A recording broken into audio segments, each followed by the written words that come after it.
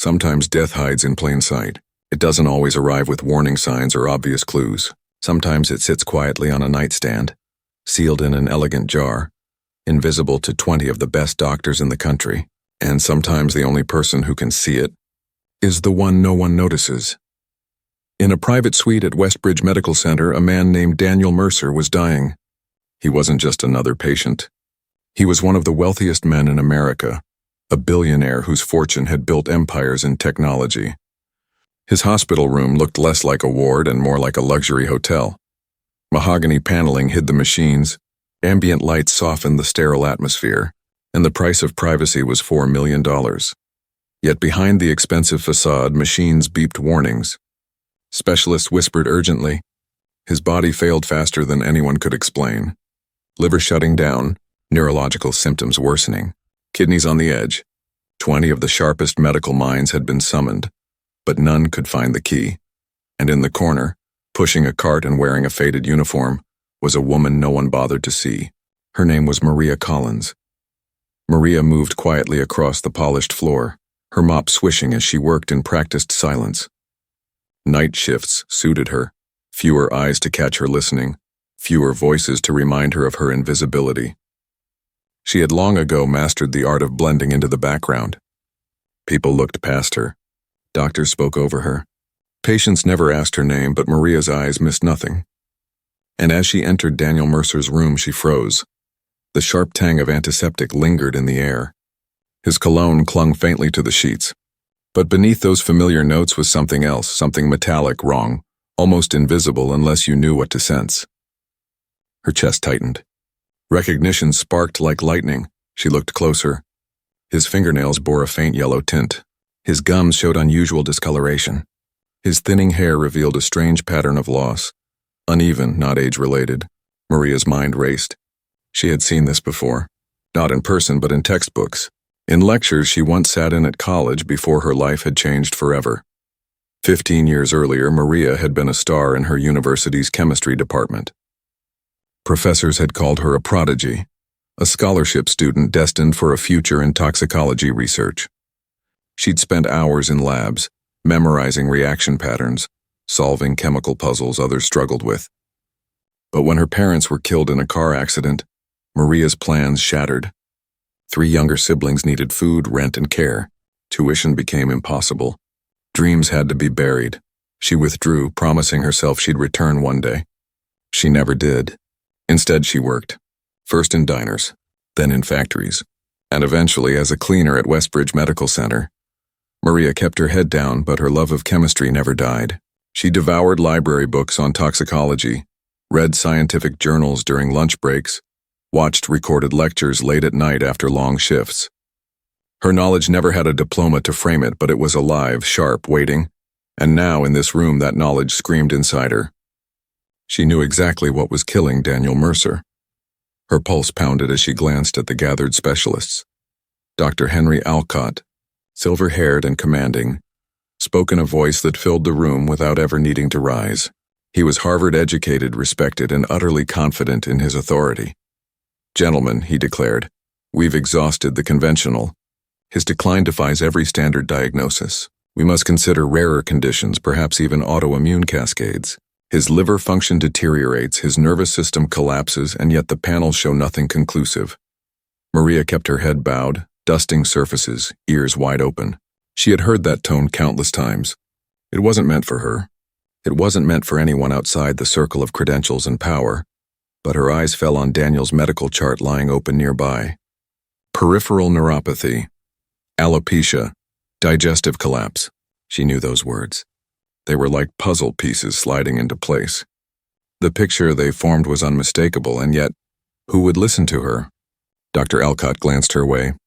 "The cleaning staff should finish quickly," he said coldly. "We have urgent matters to discuss." Maria nodded silently. The sting was familiar. They never saw her. They saw only the uniform, never the mind behind it.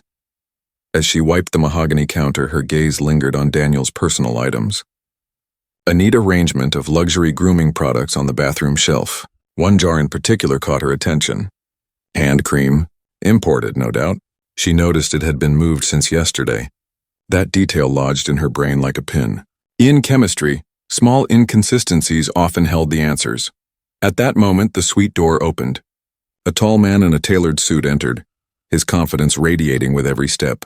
His name tag read Edward Lane. Maria recognized him instantly. Daniel Mercer's old business rival, featured countless times in financial magazines.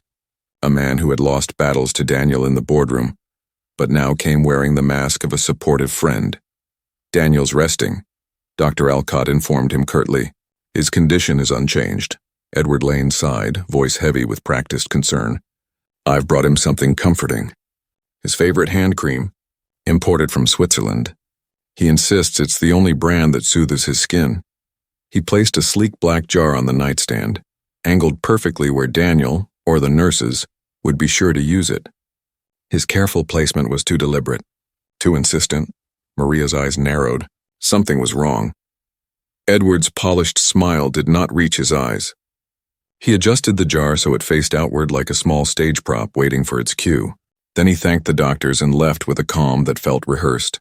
Maria kept working quiet as a shadow. She noted the angle of the jar. She noted the way the nurse glanced at it and then back at Daniel's hands. Small details. Tiny pivots that turned big outcomes. In the hallway, 2 residents whispered as they passed her cart. That symptom pattern makes no sense, said one. It is like 3 conditions at once. Dr. Alcott thinks autoimmune, said the other. But the labs keep contradicting the theory. Every time we think we have it, the numbers shift. Maria's mind made a map. Symptoms here, timing there, a gift that appears with each visit, and a pattern of decline that follows. She adjusted her night schedule so she would pass Daniel's room during the quietest hours. Not to pry, to watch, to listen for those small clues that people miss when they move too fast. The suite went dim after midnight.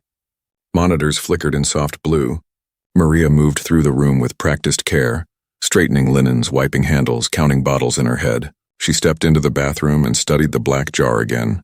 Thick, glossy, a faint metallic sheen when the light hit it at an angle. Her stomach tightened. She remembered a lecture on heavy metals. She remembered how some poisons pretend to be everything and nothing at the same time. She remembered the way certain ions pass through skin like a quiet tide and leave a trail in nerves, hair, and organs. At 2:18 a.m., alarms erupted. A code announcement cracked the silence. Maria froze, then stepped into the hall as the team thundered past. They swarmed Daniel's bed with controlled speed. Numbers spiked red on the monitors. A resident read out urgent changes. Liver enzymes soaring, kidneys faltering, reflexes dulling. Dr. Alcott took command with steady authority. Full workup again. Same toxicology panel. Push fluids. Prepare for advanced support. A younger doctor, Dr. Patel, spoke up. Could this be environmental? Something he touches. Something in personal care. The room paused for a breath. No, said Dr. Alcott, sharp as a door slamming. We have tested the environment twice. Focus on medical causes. We do not chase rumors. The team worked with skill and speed. Daniel stabilized by inches. Not an improvement. A pause in the fall. When the room cleared, Maria stood at the threshold. She looked at Daniel's hands. She looked at the jar. She looked at the chart clipped to the bed. Peripheral neuropathy. Ascending pattern. Gastrointestinal distress. Hair loss with a distinct pattern. Subtle gum discoloration. A quiet yellow in the nails, her breath caught. It was a textbook silhouette.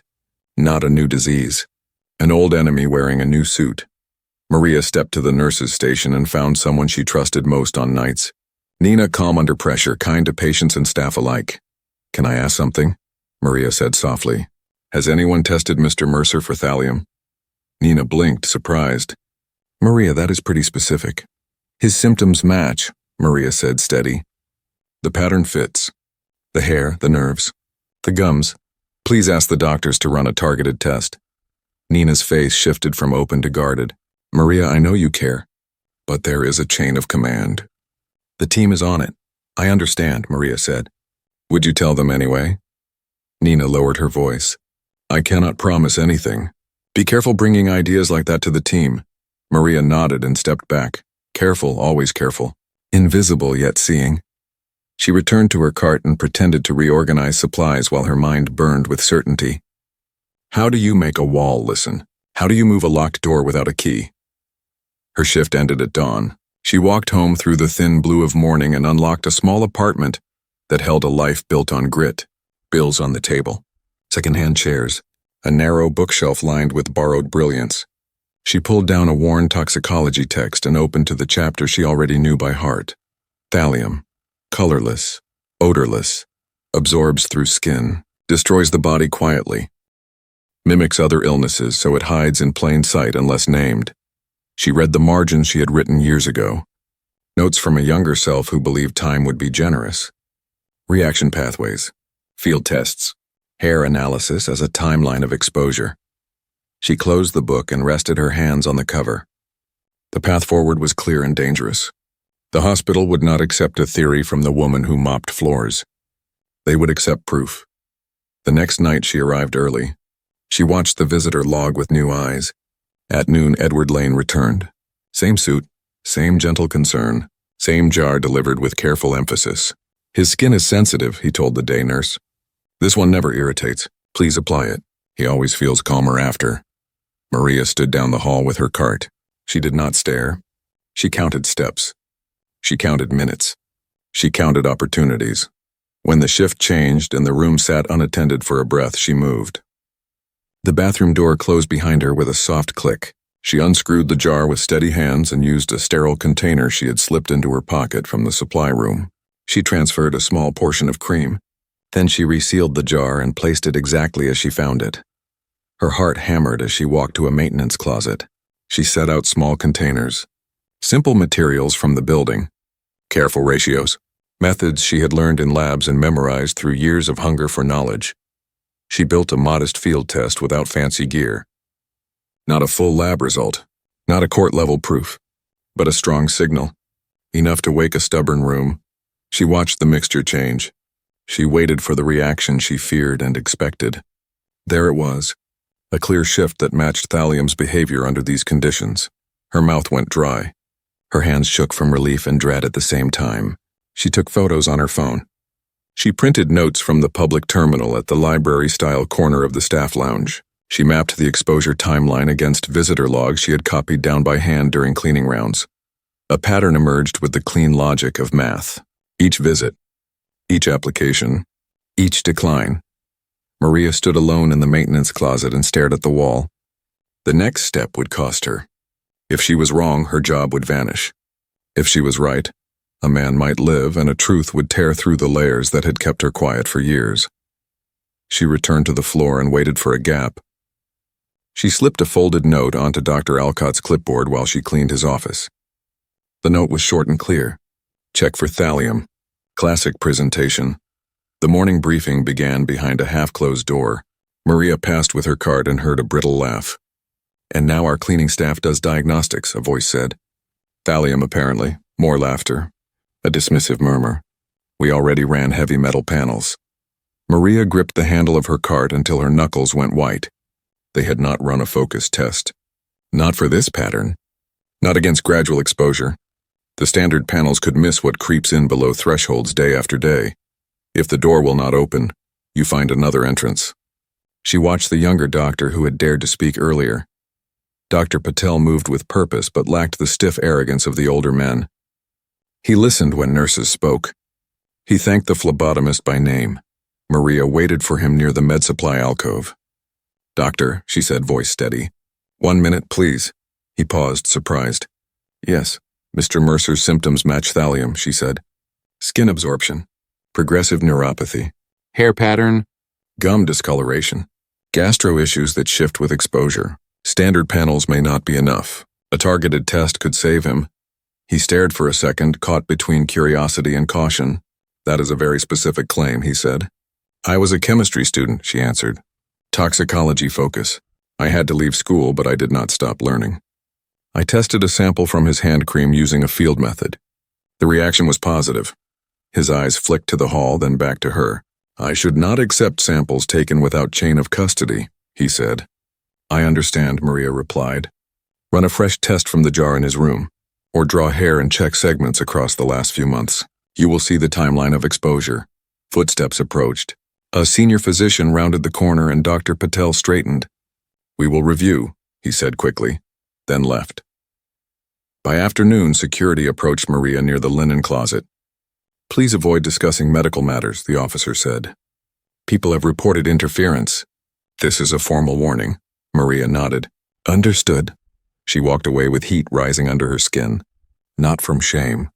From urgency. A man was running out of time while pride protected a wrong answer.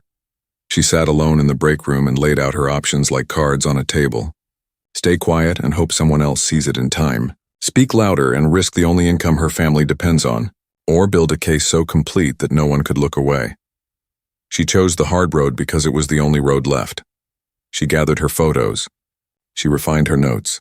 She wrote a clean, simple explanation with no jargon and no room for misreading. She matched dates, symptoms, and visits into a timeline that spoke for itself. At 2 in the afternoon, an emergency meeting was called in Daniel's suite. All the specialists would be there. The room would be full of the very people who had decided she had nothing to say. Maria took a long breath and walked toward the door. She did not know if this would end in applause or in silence. She only knew the truth was heavier than fear. She knocked once and stepped inside. All heads turned as Maria entered. The conference room atmosphere was thick, the kind of heavy silence that follows endless failed attempts.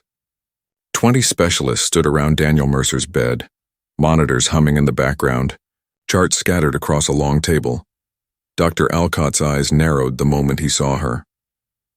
"This is a closed medical meeting," he said, clipped and sharp. "Please leave immediately."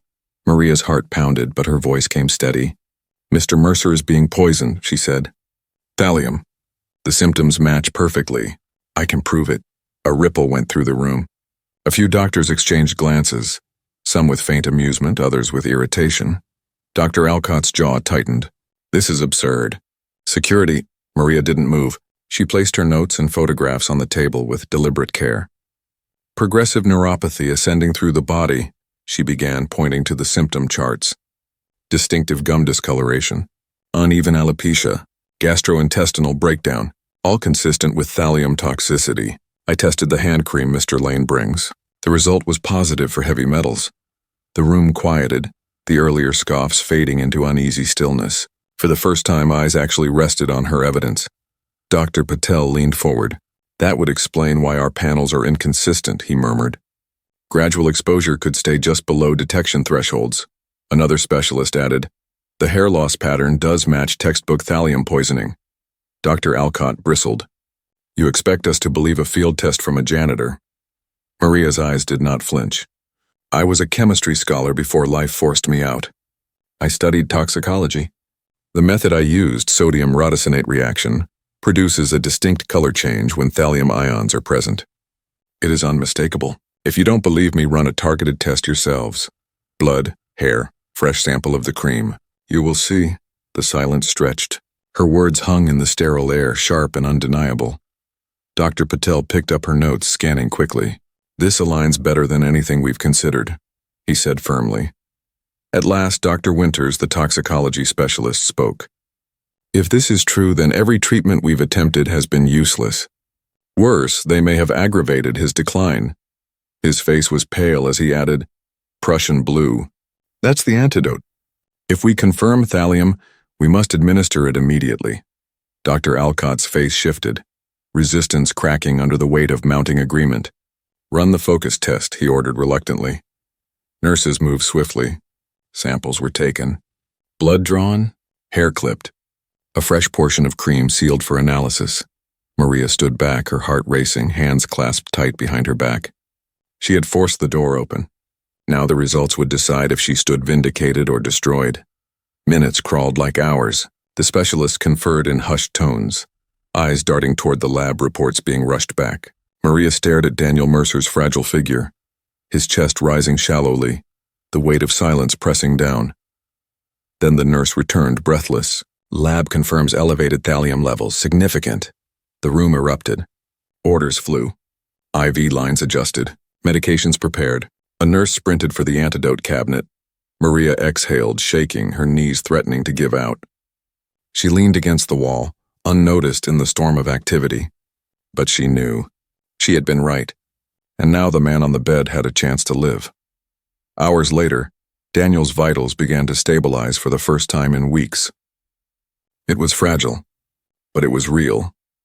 Dr. Alcott approached her, his tall frame diminished somehow, his eyes hard but not dismissive.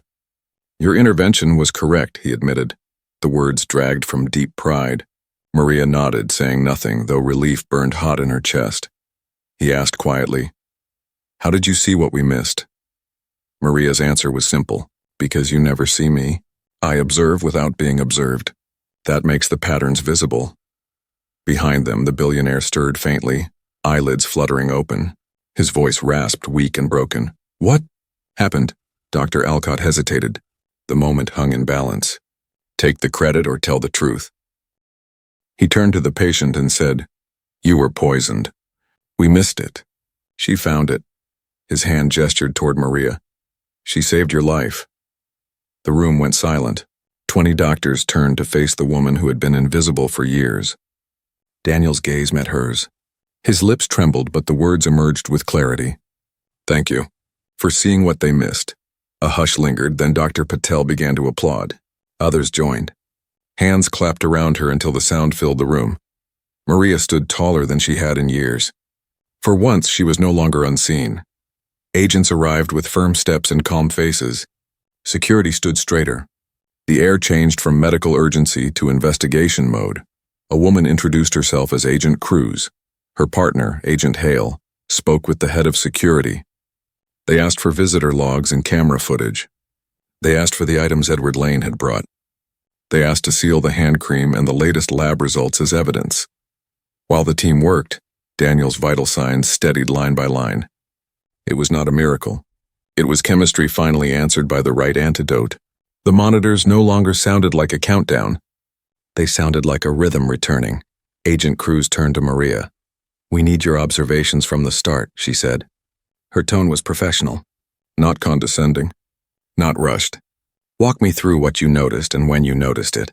Maria told the story in order. The smell beneath the antiseptic, the yellow nails and the gum discoloration, the uneven hair loss, the jar that kept reappearing, the way Edward positioned it every time, the field test she ran in the maintenance closet, the pattern she drew between visits and declines. Agent Hale took notes. He asked short questions. He did not waste words. "And your background?" "I studied chemistry with a focus on toxicology," she said. "I left school for family reasons, but I kept studying on my own." He nodded once. Nothing in his face suggested doubt. In the security room, footage played across several screens. A timeline blinked. There was Edward Lane entering at noon. There he was again 3 days earlier.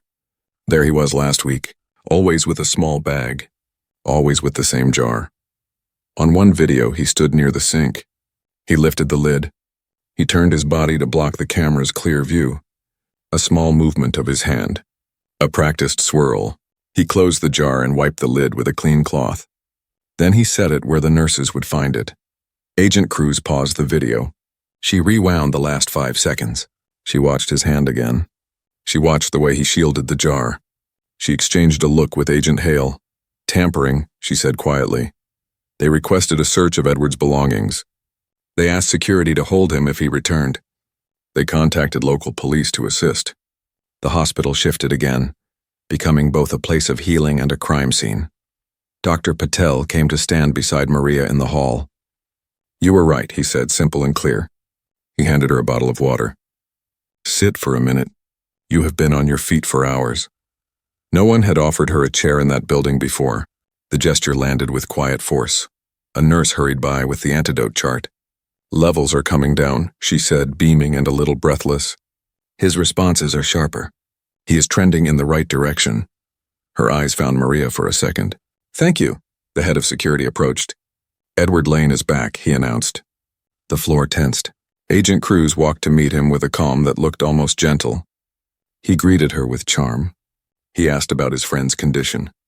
She asked him to come with her to a private room for questions. Within minutes, the charm faded. He answered carefully, then too carefully. He said he had always brought the same cream and nothing else.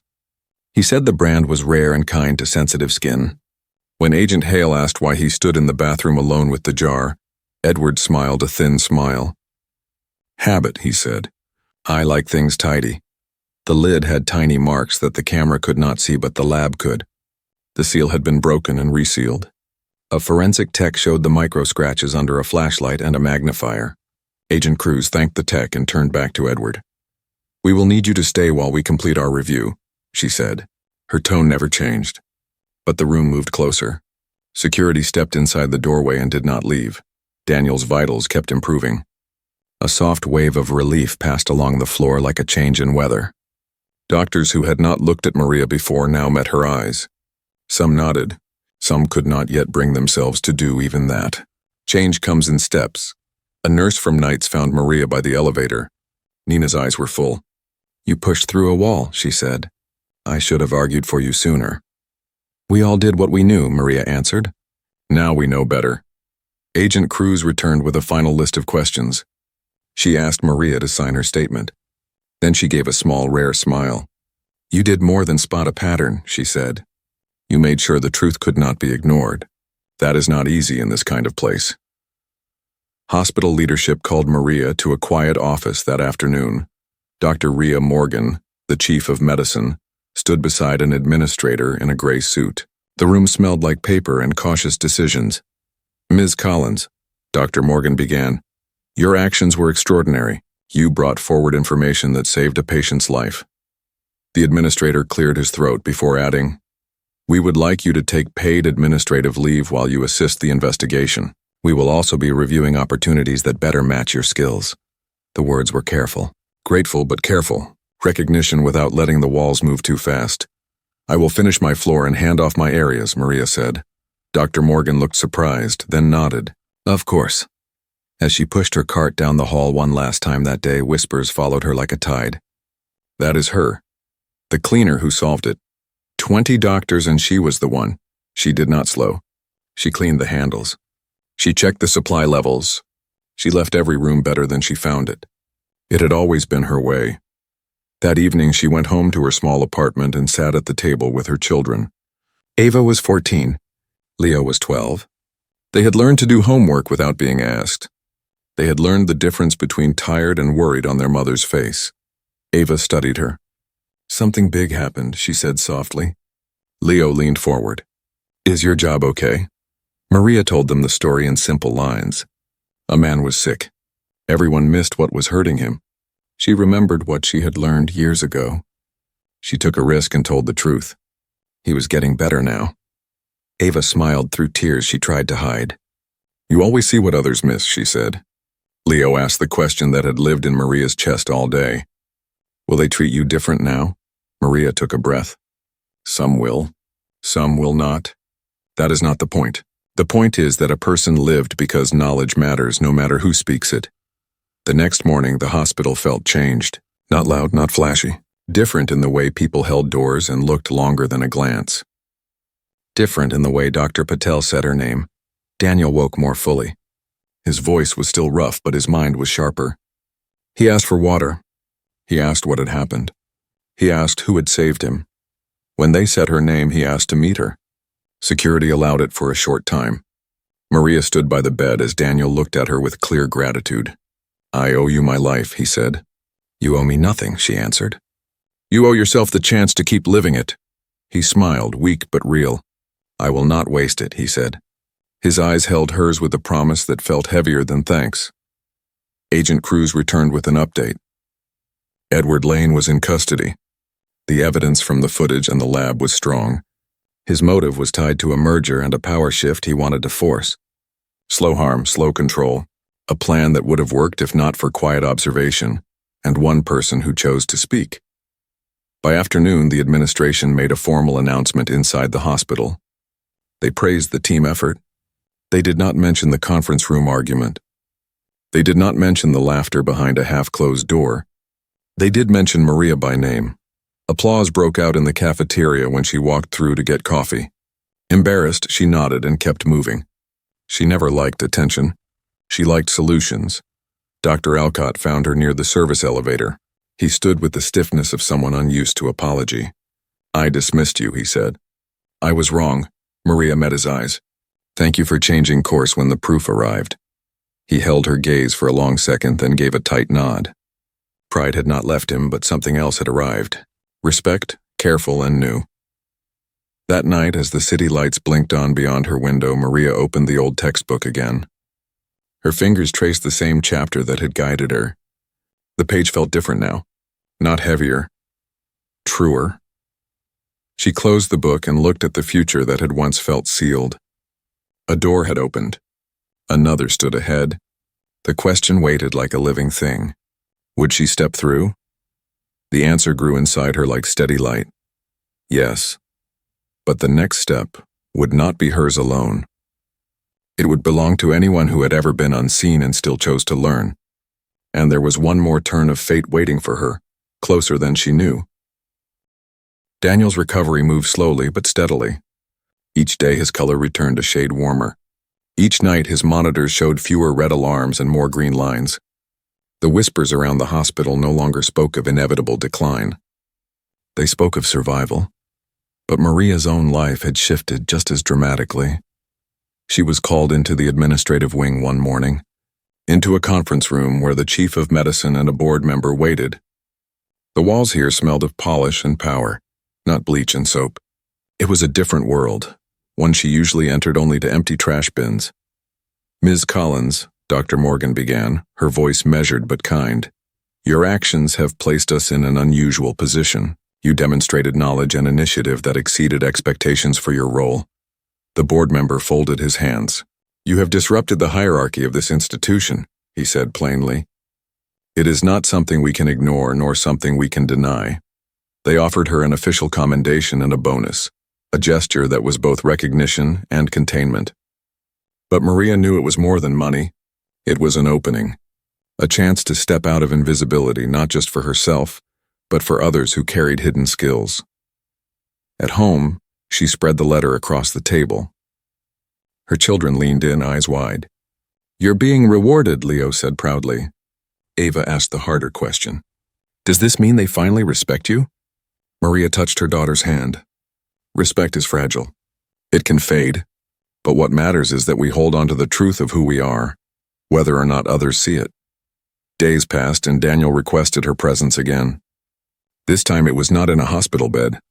It was in his downtown office, a gleaming tower of glass that touched the clouds. Maria walked past reception desks where executives whispered, That's her. She rode an elevator that carried her higher than she had ever been in her life, and when the doors opened, she was greeted with something new, deference. Daniel stood thinner, paler, but alive. He extended his hand and his grip was strong. Maria, he said, I owe you everything. But more than thanks, I want to make something right. He slid a folder across the desk. Inside were documents she could barely comprehend at first. A scholarship, a stipend, a position waiting for her in a toxicology program once she completed her degree. This isn't charity, he explained. It's investment. You should never have been lost to the system. You saved me because you refused to stop learning even when the world stopped valuing you. I won't let that talent go unseen again. Maria's throat tightened. For years she had carried knowledge like a secret flame, burning quietly while the world looked past her. Now someone was asking her to carry it into the open. That evening, she told her children. Their eyes glowed with pride, as if the future had suddenly widened. Does this mean you'll be a doctor? Leo asked. No, Maria said softly. It means I'll finish what I started. It means I'll stand where I belong. The following week, she walked through the main doors of Westbridge University, not in a faded uniform, but with a student ID clipped to her jacket. Her afternoons were still at the hospital, where Dr. Patel welcomed her into labs as an intern. Her mornings were spent in classrooms she had once believed were lost forever. Some professors looked at her with curiosity, others with quiet respect. She was older than most students. Her hands carried years of labor, but her eyes carried hunger, the kind that cannot be taught. The hospital had changed too. Doctors who once ignored her now asked her opinion in quiet moments. Nurses included her in clinical discussions. Patients sometimes whispered, You're the one who saved the billionaire. Maria did not seek attention. She sought accuracy. She sought solutions. She sought the truth hidden in details others overlooked. And though some still muttered about hierarchy, others began to wonder how many more Marias worked among them, unnoticed, underestimated, unseen until a crisis forced them into light.